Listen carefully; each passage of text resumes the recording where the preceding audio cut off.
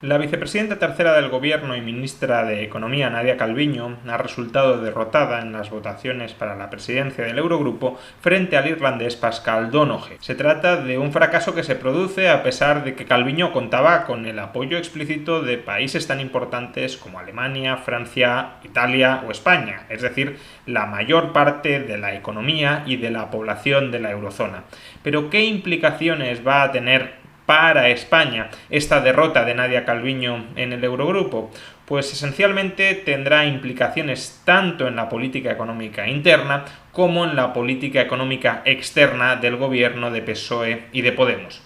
Comencemos con las implicaciones de la política económica interna. Como es sabido, dentro del gobierno de España existen distintas sensibilidades, distintas ideologías, distintos enfoques sobre cómo debe ejecutarse la política económica de un país, también en tiempos del coronavirus. Existe el enfoque, digámoslo así, más ortodoxo de Nadia Calviño y el enfoque, digámoslo también así, más suicida, más populista de Pablo Iglesias. Y entre esos dos extremos, entre Nadia Calviño y Pablo Iglesias, hay toda una variedad de ministros que según el debate se posicionan a favor o de Pablo Iglesias o a favor de Nadia Calviño. En ocasiones, la vicepresidenta tercera del gobierno ha resultado vencedora en su posición ideológica, en sus planteamientos, frente al vicepresidente segundo del gobierno, frente a Pablo Iglesias. Ese fue el caso, por ejemplo, de la derogación íntegra de la reforma laboral. Cuando PSOE, Podemos y Bildu pactaron en el Congreso la derogación íntegra de la reforma laboral,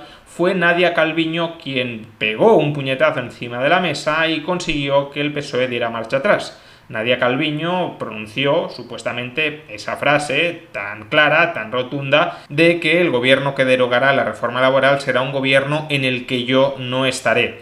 Y como consecuencia de ello consiguió, como digo, que el PSOE diera marcha atrás en su intento de derogar la reforma laboral. Sin embargo, en otras ocasiones el vencedor en esa pugna interna de enfoques económicos dentro del gobierno ha resultado ser Pablo Iglesias. Así sucedió, por ejemplo, con la moratoria de los alquileres durante el COVID-19 o con el incremento del salario mínimo interprofesional. Por consiguiente, habría sido muy importante que Nadia Calviño consiguiera un mayor poder de negociación dentro del Ejecutivo para evitar que el populismo económico que representa Pablo Iglesias y el conjunto del sector de Podemos dentro del gobierno, así como algunos otros ministros socialistas que en ocasiones se alían con las tesis de Podemos, es lo que ha sucedido en alguna ocasión, como digo, con el ministro Escrivá, habría sido muy importante que Nadia Calviño hubiese salido reforzada y hubiese adquirido más poder de negociación frente a ese sector de Podemos. ¿Cómo podría haber salido reforzada? Pues claramente adquiriendo la presidencia del Eurogrupo y por tanto representando dentro del gobierno de España la concepción de la política económica mucho más ortodoxa que desde Europa se intenta aplicar en nuestro país. Ahora que Nadia Calviño ha perdido, su poder de negociación se reduce y por tanto es previsible que Pablo Iglesias y ese enfoque populista de la economía que representa Podemos vuelva a ganar fuerza dentro del gobierno frente a una Calviño capiti disminuida,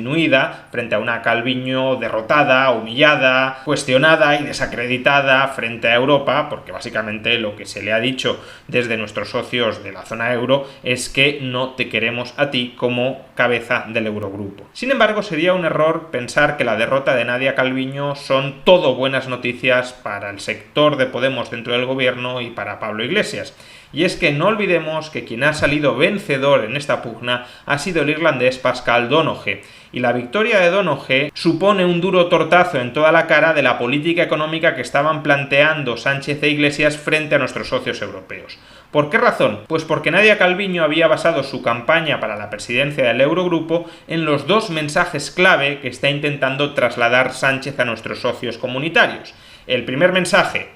que los objetivos de austeridad, que la reducción del déficit público ya no tiene por qué ser una prioridad de cara al futuro, que hemos de relajar las normas de cumplimiento del equilibrio presupuestario y de la reducción de endeudamiento dentro de la zona euro. Tan era así que Nadia Calviño representaba esta posición programática que no olvidemos que España fue en el año 2019 un país que incumplió primero con sus objetivos de déficit con sus socios comunitarios, pero que además los incumplió empeorando la marca de déficit frente al año anterior. Fue la primera vez, en el año 2019, que el déficit público de España se incrementaba con respecto a años anteriores, algo que no sucedía desde el comienzo de la crisis económica. Por consiguiente, lo que han rechazado 10 de los 19 países que componen el Eurogrupo es esta actitud laxa en el cumplimiento de los objetivos de déficit. El mensaje que nos han mandado al conjunto de Europa, pero también muy en particular a los españoles, es: no podemos mantenernos en la indisciplina fiscal.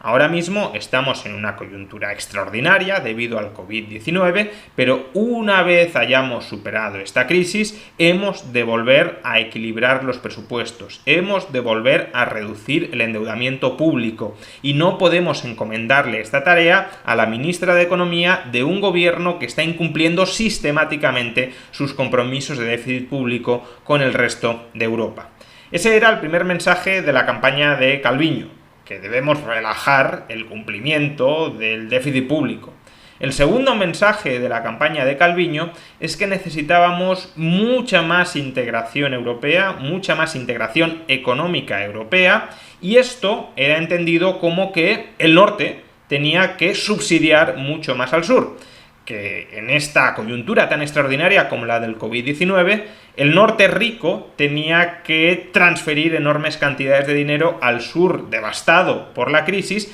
para de esa manera fomentar la cohesión europea. Y de nuevo, ese ha sido un mensaje rechazado por los países del norte de Europa que se han aliado para votar contra Calviño. De manera que el mensaje que nos han enviado es: cohesión europea no es lo mismo que parasitismo europeo. Ustedes no solo quieren transferencias del norte hacia el sur, también quieren que esas transferencias tengan un carácter incondicional, es decir, que no tengan la obligación de rendir cuentas por el dinero que se les está entregando. Y nosotros, los países del norte que hemos votado en contra de Calviño, rechazamos radicalmente este enfoque. De entrada nos oponemos a darles dinero, porque es un dinero que también necesitamos para reconstruir nuestras economías, pero si finalmente aceptamos darles dinero, desde luego lo que no vamos a consentir es que ese dinero se dé de manera incondicional. Lo que no vamos a consentir es que ustedes cojan el dinero de nuestros contribuyentes y lo despilfarren sin ningún tipo de control, sin ningún tipo de supervisión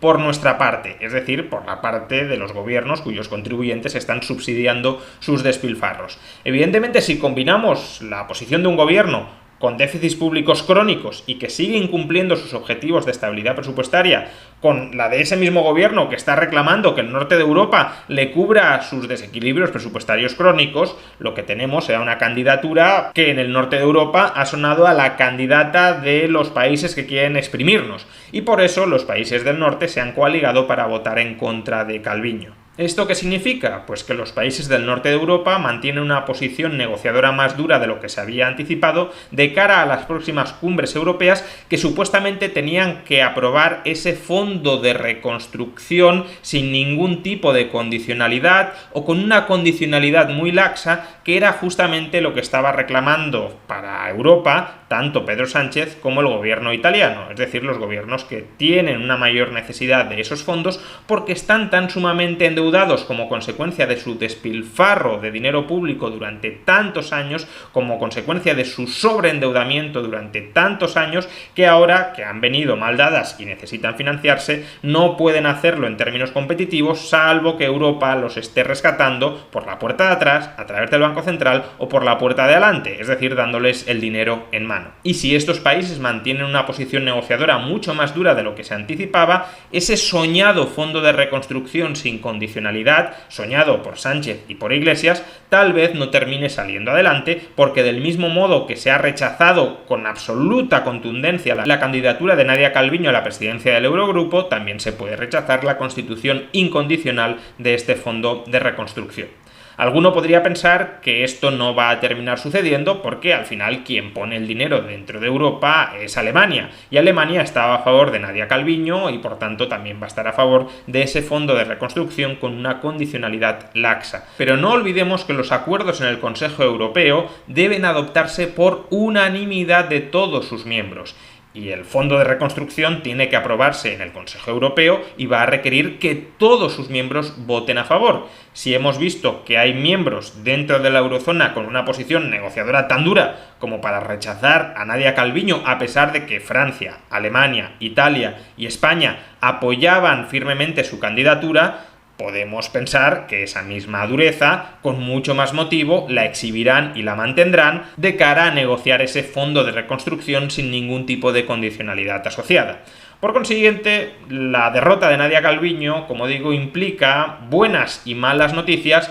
para esa facción del gobierno de España con un cariz más populista, con un cariz más antieconómico. Por un lado, desacreditan y restan poder interno del gobierno a una de las pocas cabezas más o menos sensatas dentro de ese ejecutivo, pero por otro se les está diciendo desde Europa que no les van a dar el dinero gratis y que por tanto, si quieren las transferencias europeas, van a tener que pasar por las horcas caudinas de la condicionalidad, es decir, van a tener que aplicar recortes y reformas estructurales, van a tener que someterse a una troika 2.0 y desde luego un gobierno de coalición, PSOE-Podemos, que en gran medida ha llegado al poder con un discurso antitroika, especialmente por el lado de Podemos, con un fuerte discurso anti-intervencionismo europeo en los asuntos internos de España, va a ser un gobierno que difícilmente pueda digerir este tipo de transferencias condicionales, este tipo de ayudas europeas